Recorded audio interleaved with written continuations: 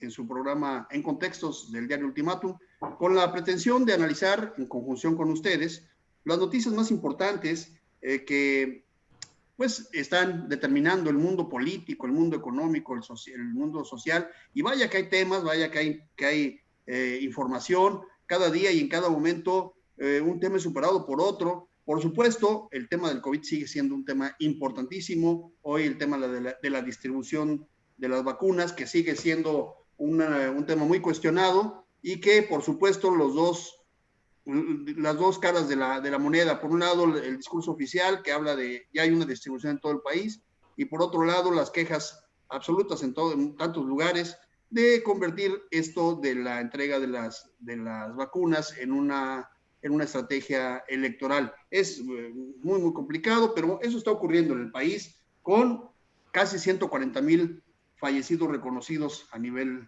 nacional.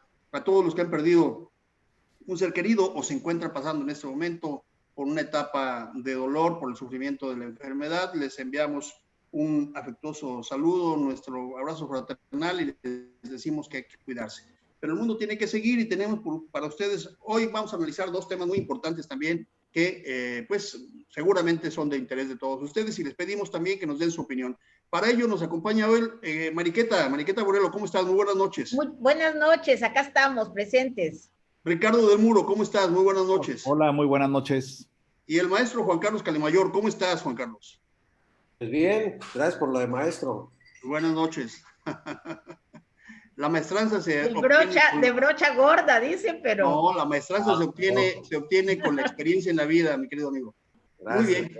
Pues hay dos temas que queremos abordar hoy. Uno es a nivel nacional y de hecho global, y otro es a nivel local. Vamos a hablar primero de esta pretensión del presidente de la República, derivada de la censura que tuvo Donald Trump en Twitter, Facebook, Instagram, en las redes norteamericanas, básicamente, en donde Trump anuncia que va a crear una red, y el presidente de la República de México, el licenciado Andrés Manuel López Obrador, dice lo mismo. Dice, vamos a crear una red sin censura.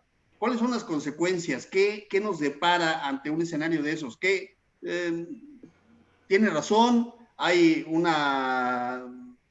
son las consecuencias? Hay que analizarlo a fondo, porque no son temas triviales. Keta, ¿cómo ves tú este tema? Mira, yo soy una partidaria de la libertad de expresión. Sin embargo, creo que, como lo hemos comentado en varios programas, que en las redes sociales hay un abuso terrible, no tanto de la libertad de expresión, sino de los comentarios misóginos, de todo este insulto hasta personas también que tienen discapacidades, a una serie de grupos que son victimizados en las redes sociales. Y también el otro gran tema, que es una gran preocupación actualmente, que es el de la trata de personas, ¿no? A través de las redes sociales, muchas jóvenes son seducidas por estos tratantes de personas y se desaparecen y nunca volvemos a saber más de ellas, ¿no? Es una gran preocupación. Y también muchas parejas, ¿verdad?, usan las redes sociales para dirimir diferencias que deberían ser solucionadas en tribunales y en otras instituciones, ¿no? Tenemos ahí insultos por parte de una expareja, y además es terrible porque hoy comentábamos precisamente que en los mensajes de WhatsApp, ¿no? Hay gente que acostumbra hasta ir guardándolos, ¿no? Les toma fotografías y los guarda y después los vuelve a usar con fines nocivos, tanto a nivel de relaciones familiares, ¿no? En el caso de un divorcio, ahorita precisamente tenemos el caso de un divorcio donde la mujer, la cónyuge, ¿verdad?, la esposa, pasaba por un momento de depresión y mandó mensajes de carácter muy nocivos en ese sentido de que quería suicidarse, y el esposo los guarda y ahorita los está utilizando en un juicio. Bueno, hay una serie de abusos que se dan en las redes sociales, ¿no? Muy bien, entonces tú estarías más de acuerdo, Keta, entonces en una libertad, pero a partir de reglas claras. Así es, a partir de reglas claras, porque, por ejemplo, el Facebook tiene ciertas herramientas que te permiten bloquear a una persona.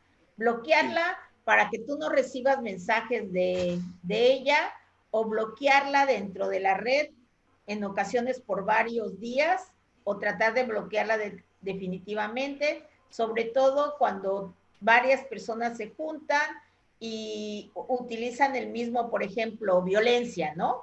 Okay. O comentarios nocivos. Pero desafortunadamente, pasado un tiempo, pues regresan otra vez a las redes, ¿no? Muy bien. Pero por otra parte, lo último que quiero agregar en ese sentido es que pues no hay una reglamentación clara, y mientras Facebook bloquea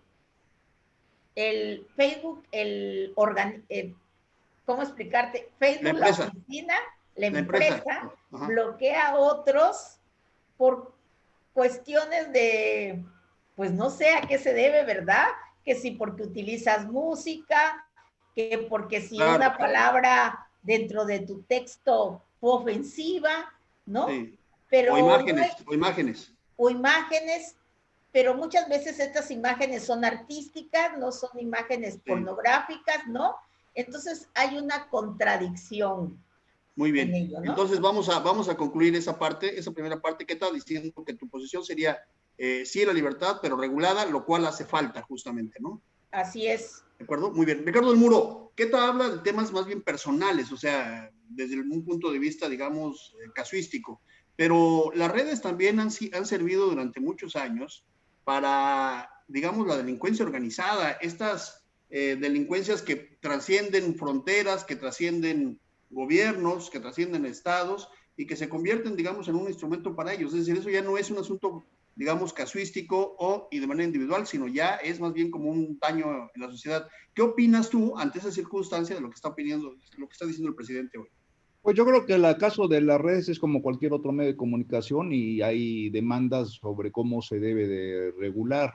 La realidad es de que son medios de comunicación que tienen menos de 40 años de existencia. Hasta ahorita lo que ha prevalecido es el sistema privado. WhatsApp, Facebook y demás son empresas privadas. Sí brincó un poquito el hecho de que al ser privadas, cualquier usuario, independientemente del mensaje, puede ser bloqueado porque es una empresa privada, ¿no? Y también como empresa privada puede utilizarse hacia el mejor postor, o al día de mañana lo venden y demás. Creo que pues el futuro de las redes puede seguir al desarrollo de otros medios. O sea, en la prensa escrita sucedió una cosa semejante y podíamos en un momento determinado distinguir. O sea, yo no creo que sea la solución así o la respuesta tan simple de blanco o negro, ¿no? De censura, libertad, sino que simplemente es una relación de la expresión de los sistemas políticos que existen. Por ejemplo, en la prensa hubo una época en que teníamos perfectamente definidos los periódicos en un sistema de libre mercado, Estados Unidos, etcétera. Teníamos sistemas de prensa estatista, ¿no? El Pravda en China, y teníamos sistemas de prensa mixta donde existían periódicos estatales y periódicos privados. Posiblemente una opción sería que el gobierno pudiera tener su red, pero no, sin anular la libertad de prensa y la libertad de empresa en un país, lo cual que creo que sería perfectamente válido. O sea, no se nulificaría una cosa con otra. Y por ejemplo, en Inglaterra existe la televisión pública, y pues no por eso es un socialismo. O sea, el Estado tiene el control de la televisión, hay libertad dentro de esto. O sea, finalmente es parte de la lucha de poder que se está dando. Por supuesto, si uno lo ve desde la perspectiva de lo que dijo Trump, o desde como que puede ser un exabrupto del presidente, pues sí, o sea, a primera vista podríamos descalificarlo y decir, no, pues es que es un intento de censura, pero pero finalmente lo más seguro es que a la larga los gobiernos van a tener que hacer algo para poder contrarrestar la fuerza de la iniciativa privada en las redes, ¿no? Y pues es parte de la lucha política, o sea, no estaríamos ante un sistema de tipo Cuba, o sea, no creo que sería la cosa por ahí, o sea, en Cuba es una situación en donde no hay más que un sistema de comunicación y no entra ningún otro sistema, ¿no? Creo que en el caso de nuestro país, el poder tener en un momento determinado una opción diferente, pues a mí se me figura como un poquito como los llamados canales estatales de televisión, porque no serían unificar la empresa privada, ¿no? Muy bien. Juan Carlos, dice Ricardo del Muro que en realidad es como un medio de comunicación, pero las redes originalmente no son medios de comunicación. Si así fuera, Ricardo del Muro, tendrían que regularse como se regulan los periódicos. Por ejemplo, el derecho de réplica, tendrían que regularse por el espacio electromagnético de transmisión de onda, una cosa parecida, y tendrían que ser además en cada país. O sea, lo cual esa regulación a la que se refería un poco que al principio, pues no existe o es incipiente. ¿Qué opinas tú de lo que dijo el presidente de tener su propia red, que no tenga censura? Es decir, ¿cuáles son los riesgos, Juan Carlos? Bueno, pues yo ya me sospechaba, como está el desmantelamiento de todo, de toda otra fuente de información, de todas las instituciones, que sucediera. A mí me parece sumamente grave, va más allá de lo que le preocupa a Queta y va más allá de lo que de alguna manera el maestro Ricardo justifica. El gobierno tiene sus páginas y nada le impide que alguien que quiera visitar o ver la mañanera ahí que transmiten en la página de gobierno la pueda ver. Aquí lo que se trata es que quieren desde el Estado hacer una red como existe en países. Extrañan a Jacobo Zabludovsky aquí, por lo que veo, que dijo que el 3 de octubre dijo que había sido un día soleado, ¿no? No mencionó lo que había pasado en Tlatelolco. Lo que vemos primero es a través de los contratos con periódicos como Milenio, por ejemplo, como La Jornada, que ahora es el diario oficial del gobierno, la disposición indiscriminada de recursos que son de nuestros impuestos para imponernos un pensamiento único.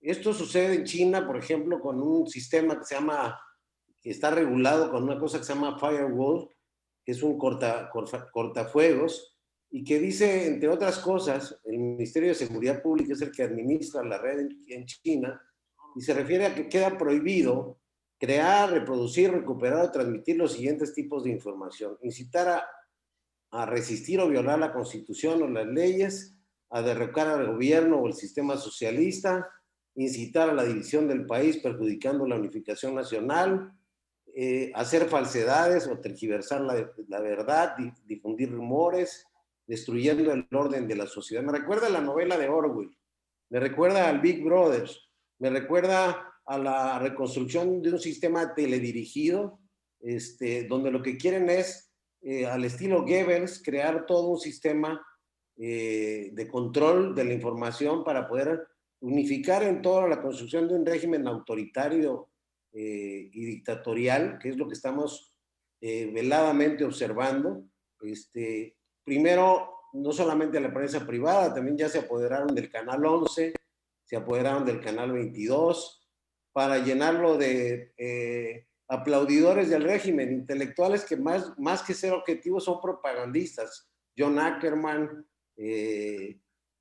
los Atolinis, este joven Gibran, que yo ni los veo ya, porque le hablan a su público dirigido. O sea, están creando un sistema a través de los apoyos sociales, a través de la retórica demagógica del gobierno, para tratar de controlar a la mayoría, como pasó en Venezuela, como pasa en Cuba, como pasa en China, como pasa en todos los regímenes autoritarios, donde ven la libertad de empresa como una amenaza al control del Estado. Por eso están usando nuestros impuestos. Yo no estoy de acuerdo con eso y no me están preguntando, para crear una red que va a tener como propósito adueñarse del espectro y poco a poco ir dejando de lado hasta que llegue un momento en que prohíban a las redes privadas pues manejar información.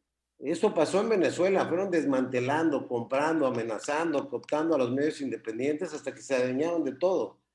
Y ya le cortaron a CNN en español las noticias. Vaya, qué sistema, caray. Les encanta vivir bajo la idea de un modelo único, ideológico.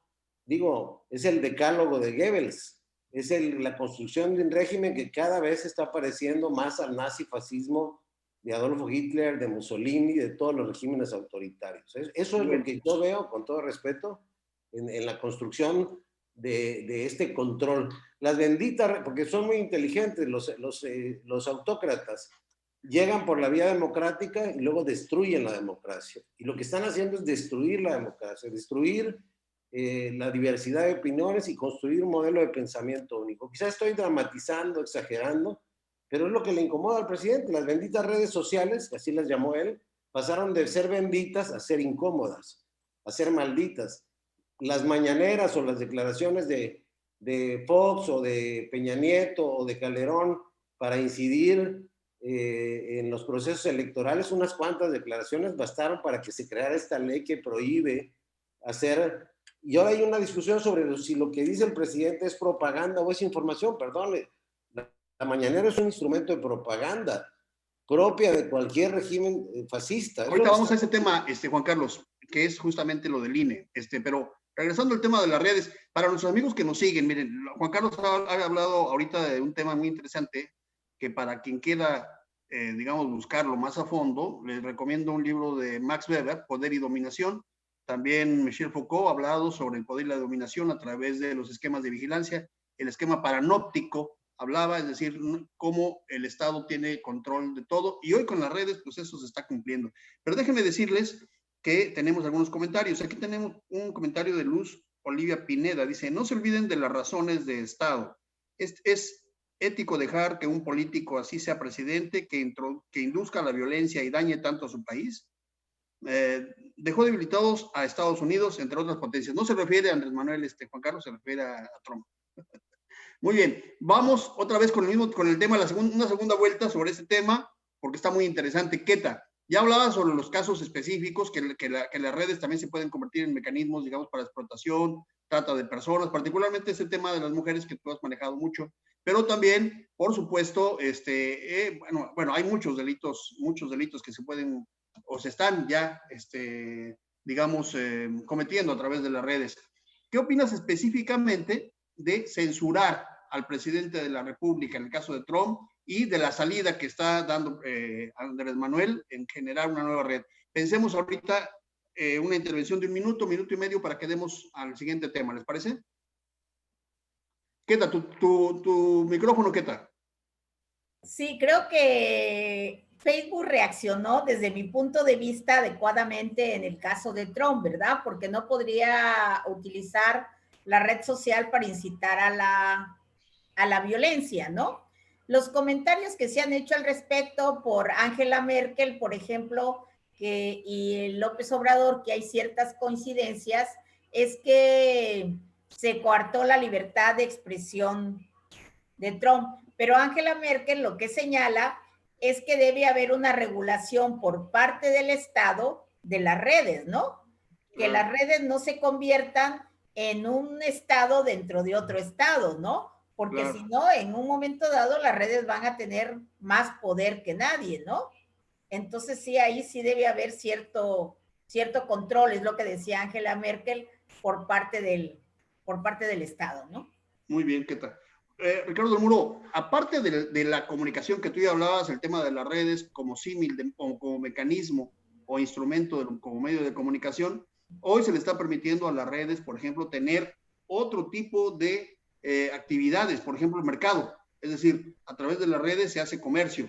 A través de las redes, lo que viene, tengo entendido, es que se hagan transferencias bancarias, es decir, se van a convertir en una especie como de bancos. Es decir, la regulación en lo que dicen y a quién regulan a sí mismo, que ya lo dejó Angela Merkel, y ahora también la regulación respecto a cuál es su ámbito de actuación de la red. Ricardo de Muro, ¿qué nos puedes comentar? Pues sí, o sea, lo que yo insisto es de que es un medio de comunicación, o sea, entre personas. No es, cuando hablo de medio de comunicación, no es que nos pongamos en la mente un periódico. O sea, estamos hablando de la forma de intercomunicación. Y efectivamente, o sea, hay muchas acciones en las redes totalmente novedosas y que están fuera de control. Los famosos, la moneda virtual, la situación de que prácticamente no hay ningún control. Si en un momento determinado te difaman en las redes, que aquí tuvimos casos de personas que se llegaron a suicidar cuando fueron denunciadas o exhibidas falsa o realmente en la red. O sea, la verdad es de que son medios que se han creado, pero que por sus características están en manos de empresas privadas. Entonces, el hecho de que el Estado cumpla con su papel de regular no significa estatismo. O sea, o sea, se tiene siempre, pero Ricardo, el Estado siempre que tiene que tener un control ahí, porque, por ejemplo, de otra manera, ¿quién puede poder establecer una legislación Ricardo, sobre... pero a ver, Ricardo, en eso creo que coincidimos los cuatro. Pero Andrés Manuel López Obrador lo que está diciendo es una red sin restricciones. Ese era el... pero de él, o sea, está bien, pues finalmente es como si tuvieras tu línea telefónica. O sea, el hecho de que tengas, o sea, no sé exactamente a qué se refirió. Yo hasta donde escuché, no estaba diciendo México va a tener una red única y vamos a olvidarnos de Facebook y de WhatsApp y de Google. Él dijo, necesitamos como que está planteando una red del gobierno. Una red adicional. Sí, eso es lo que yo entiendo. Lo cual yo creo que, bueno, pues sí es algo raro, pero finalmente no, no. Pero dice sin restricciones. Esa es la parte que llama la atención. O sea, y justamente Keta ya señalaba que todas las redes deben tener restricciones. Aún sí, pues yo insisto, como lo que señalaba, pues sí, claro, porque aquí lo que le brincó al presidente, y que claro que yo creo que fue una declaración bastante desafortunada, pues es el hecho de que sintió que en un momento determinado un gobernante puede estar limitado, sujeto por otra... Sujeto a... Bueno, pero que en el pasado sucedía, ¿eh? O sea, eso es una realidad, porque, por ejemplo, yo me acuerdo sin las redes, pero me acuerdo en el caso cuando fue el golpe de Estado de Salvador Allende, sí. Lo primero que hicieron los militares fue apropiarse de las comunicaciones desde televisión, claro, teléfonos y demás. En China igualmente lo hicieron, y precisamente aquí una de las virtudes en su momento, en China principalmente, cuando se intentaron establecer estos mecanismos de control, fue que la ciudadanía usó las redes sociales cuando todavía el gobierno pues no se había dado cuenta del poder de las redes, y gracias a así nos pusimos a dar cuenta de los cambios que se estaban ocurriendo en este caso en China. Así es. Entonces, el tema no es sencillo, pero creo que hay muchas variantes al respecto, ¿no? Ok, les recomiendo un libro a los que nos están escuchando de Luigi Ferraioli, justamente sobre los controles ideológicos del Estado, a lo que se está refiriendo Ricardo del Muro. Juan Carlos Calimayor, ya hablabas tú que el presidente tuvo esta tuvo esta reacción porque se le junta también con lo que el INE le está diciendo de controlar, digamos, o limitar las mañaneras. Pongo en contexto. El artículo 134 constitucional señala que ningún funcionario debe de promover acciones de gobierno durante el proceso electoral. A eso se está refiriendo el INE. Es un tema constitucional. Ahora sí, Juan Carlos, ¿qué es lo que opinas respecto a este tema? ¿Qué es lo que nos quieres decir? Bueno, que todo este proceso, que es un mandato constitucional y también en la ley electoral, es una prohibición expresa que solo se limita a cuestiones de seguridad en casos de desastres naturales, de protección civil y en casos de salud. pero lo que se llama la veda electoral implicaba el silencio. Así fue con Peña Nieto, así fue con Felipe Calderón, y así surgió con la intervención de Fox, al que el ahora presidente terminó diciéndole cállate chachalaca. Es decir, la exigencia de la veda electoral fue una exigencia de la izquierda mexicana que ahora en el poder pues le resulta incómoda esta censura, esto que ahora es censura, lo que antes era una obligación de que el gobierno no interviniera, y lo que va a sentar es un pésimo precedente, porque el presidente no va a acatar, ¿no? El presidente no tiene una cultura de respeto por la legalidad, entonces no va a acatar lo del INE, va a seguir hablando, va a meter, si el INE llega, el INE lo que va a acabar haciendo el TRIFE es haciéndole una cuestión a modo, como pasó con el tribunal cuando le pidieron lo de la consulta popular.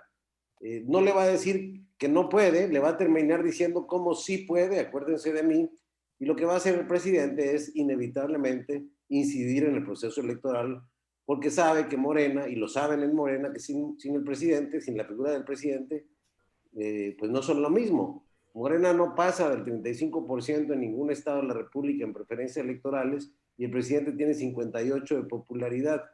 Es muy sencilla la ecuación, lo que quieren es transmutarle y llevar la elección a una especie de referéndum de la 4T, donde el presidente ya lo dijo, ya lo ha declarado, ha partido el país en dos, no ve la pluralidad y estás en contra o estás a favor de la 4T. Entonces lo que hay es un apoderamiento, un desmantelamiento de todas las instituciones regulatorias, del órgano de transparencia, y ahora ya van por los medios de comunicación, van por el control absoluto de los medios de comunicación, poco a poco, ¿verdad?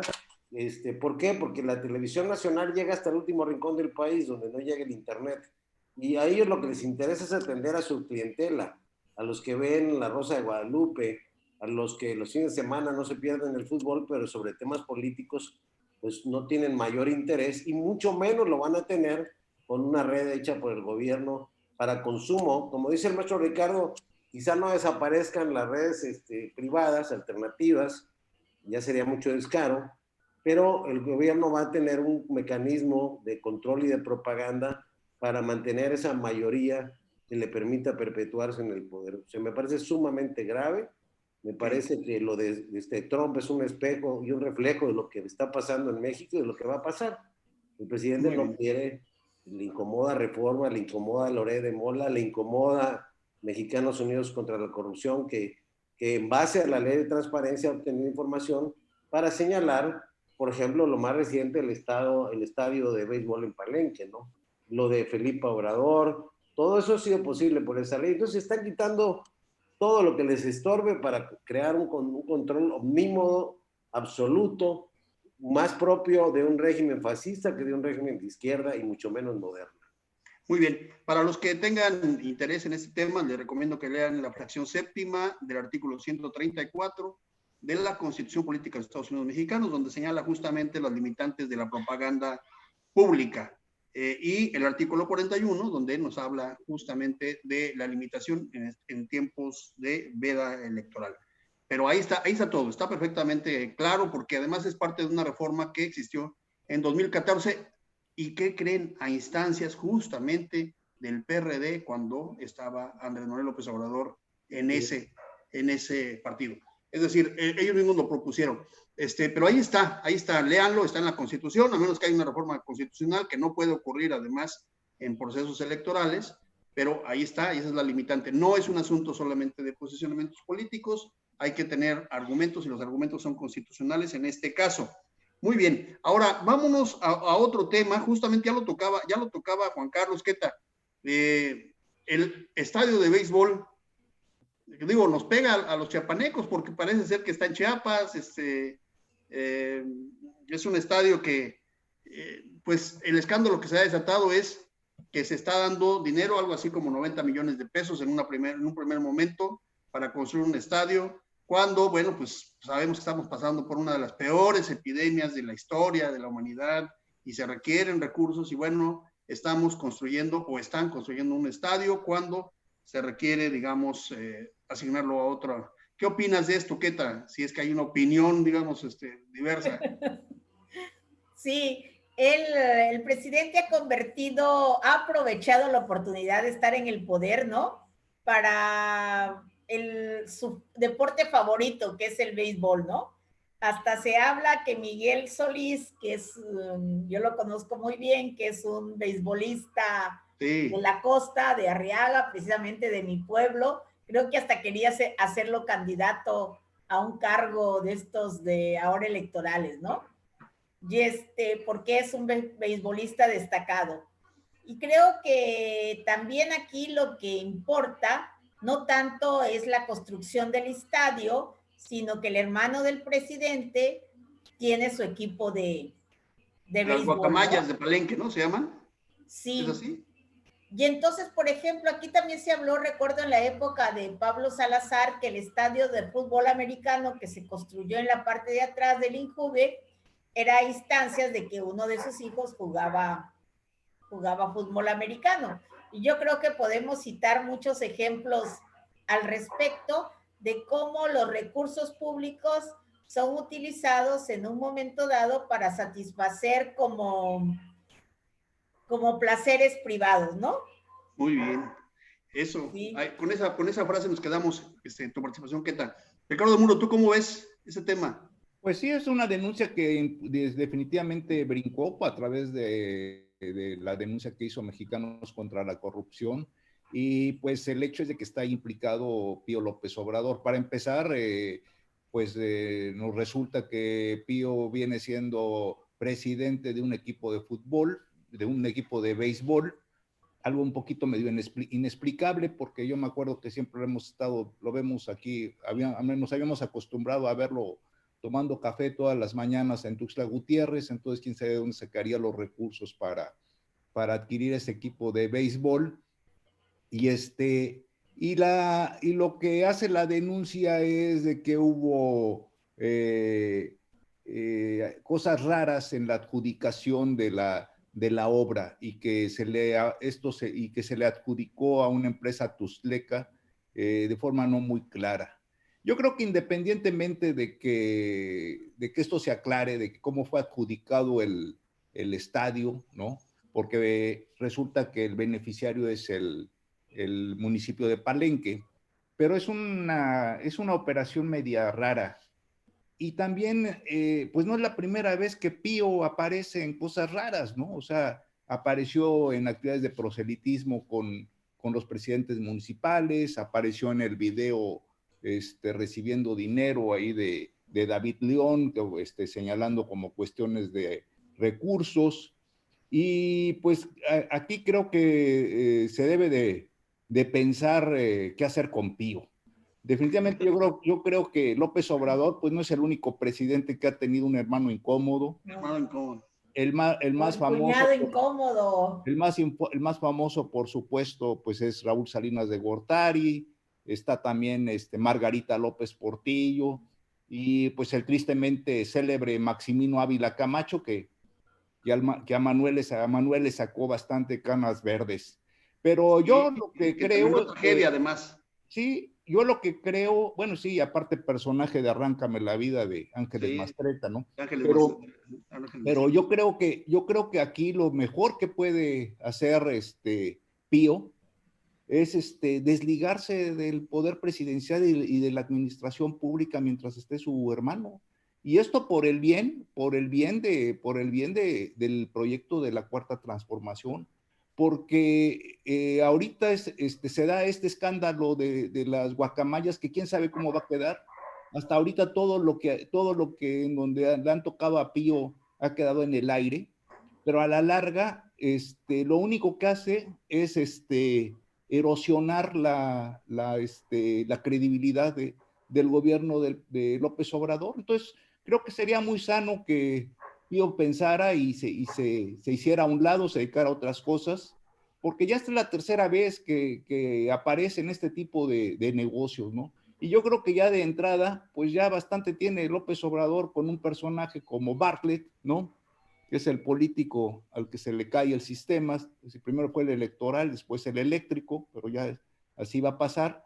y para tener aparte a un hermano que ya van 3 veces que aparece en conflictos, por lo menos, por decirlo menos, polémicos, ¿no? Y que lógico erosionan la confianza.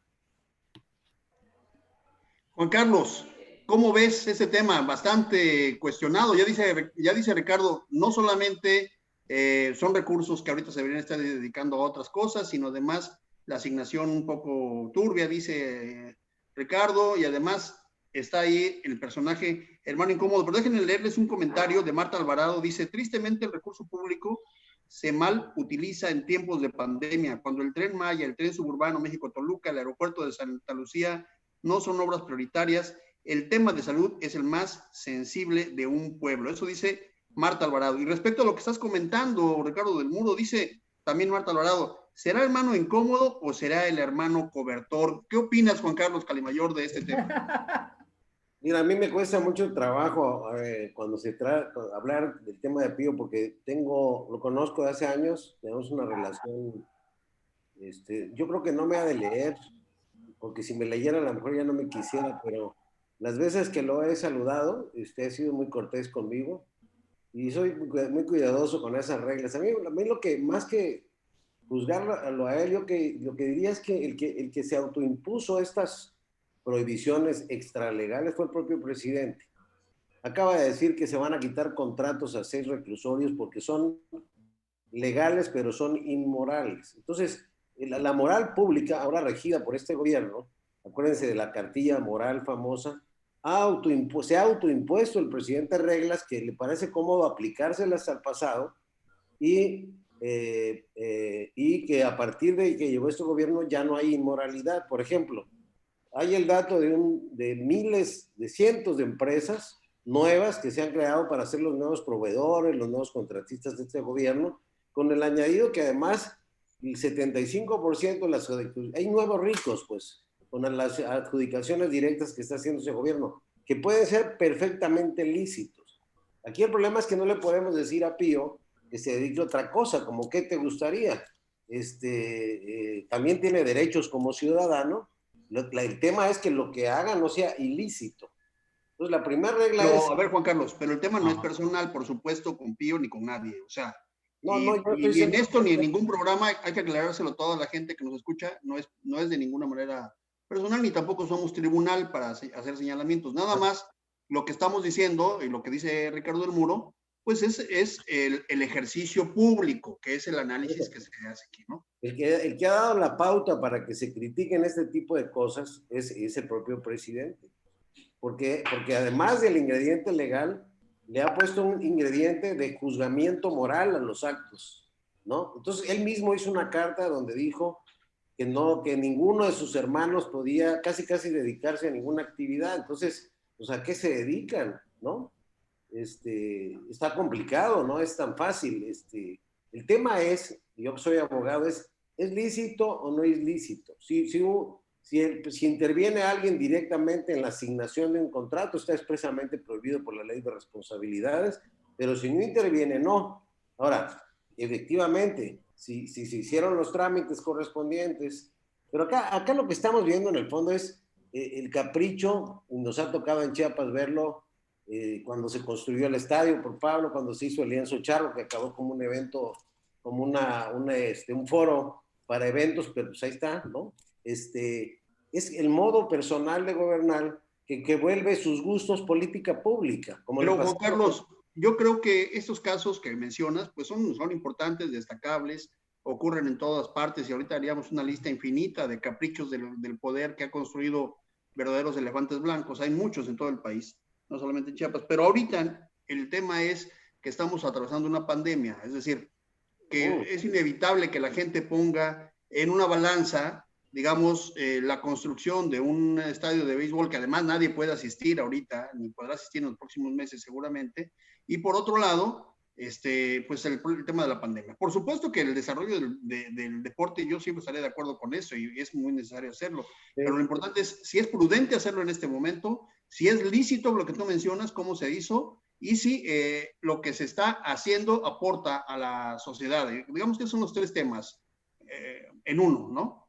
Bueno, para la ciudad de Palenque, por ejemplo, yo hubiera construido, si fuera el gobernador y me hubiera preguntado al presidente qué construyó, le hubiera dicho que un centro de convenciones. Eso hubiera generado una derrama económica más importante, porque tenemos un aeropuerto internacional subutilizado, que un estadio, que sin duda también podría generar, no turismo, porque no llegarían turistas a verlo, pero con 89 millones haces un centro de convenciones sin ningún problema. No hay un solo lugar en Palenque, y se los digo yo que fui secretario de Turismo, donde se pueda hacer una boda con 400 personas. No hay un espacio. Y eso limita mucho las posibilidades de crecimiento, del desarrollo del turismo de convenciones y del turismo de bodas y del turismo de este tipo, que Palenque pues es un muy buen lugar para hacerlo. Entonces, aquí es la discrecionalidad en el ejercicio del poder para tomar decisiones de gasto público.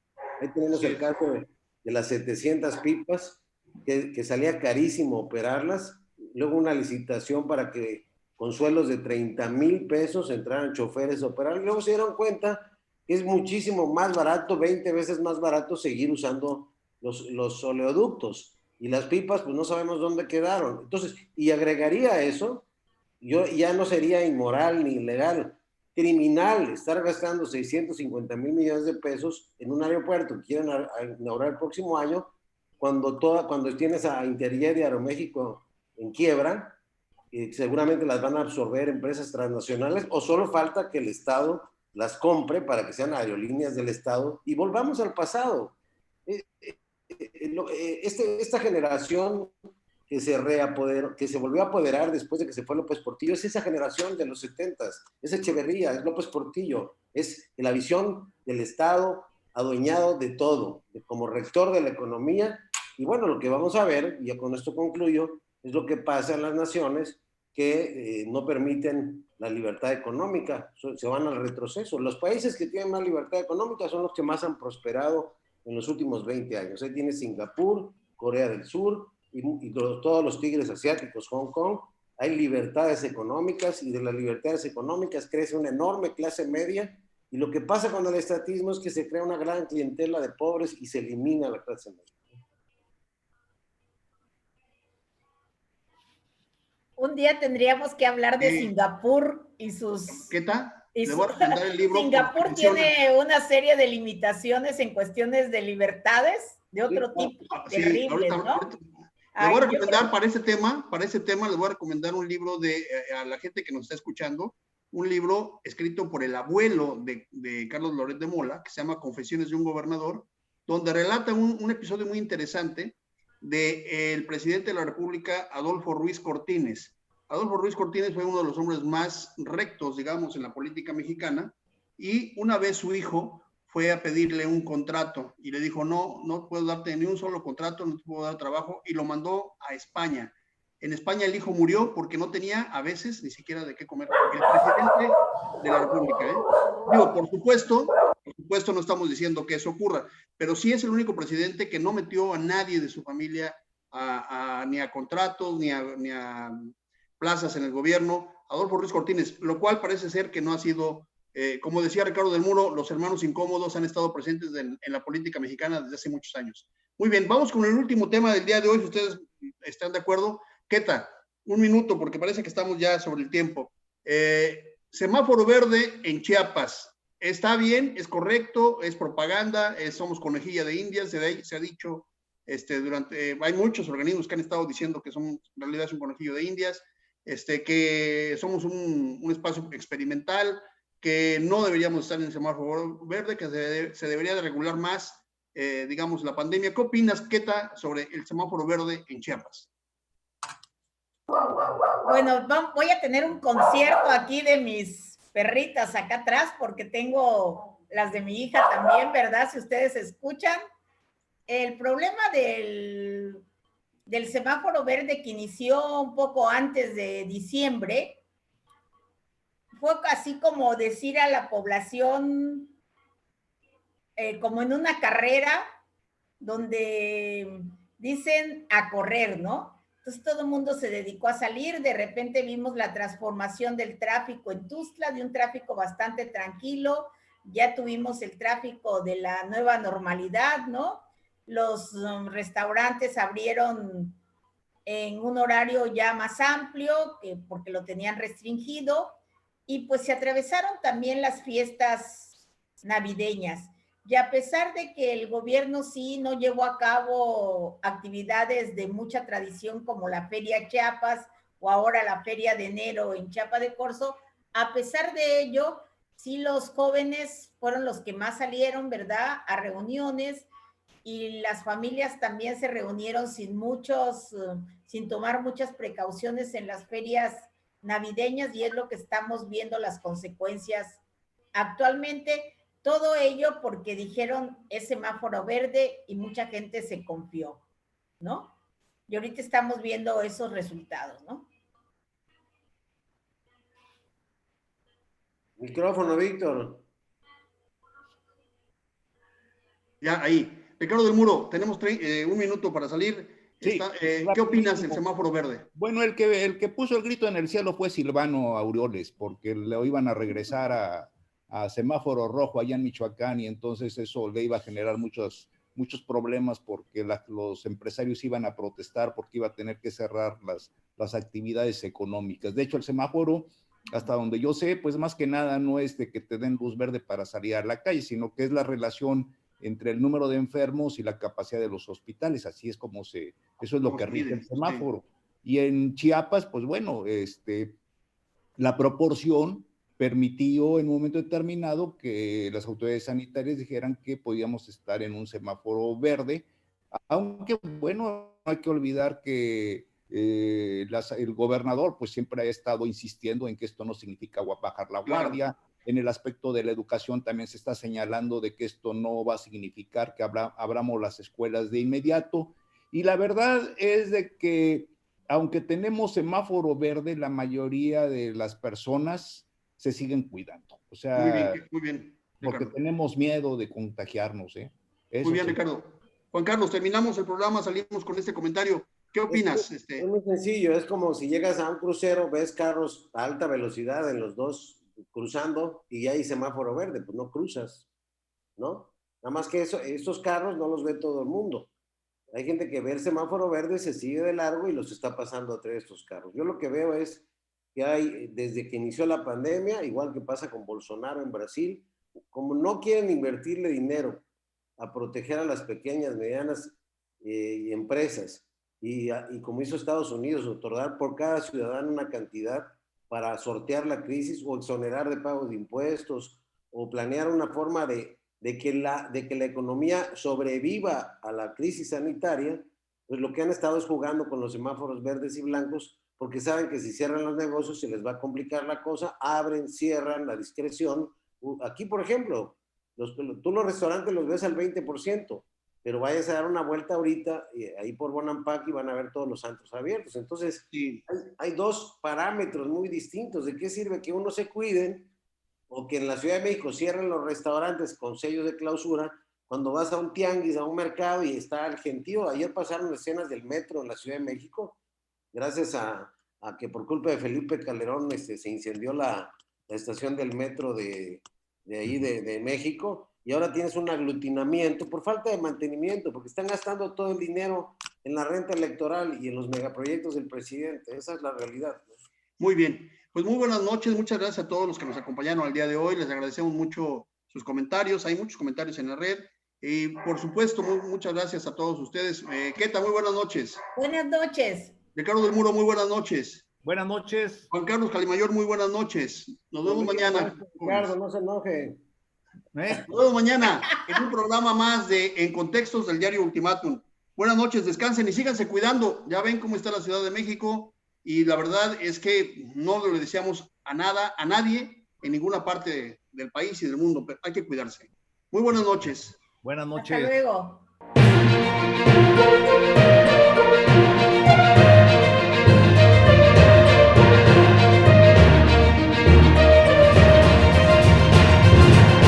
Contextos.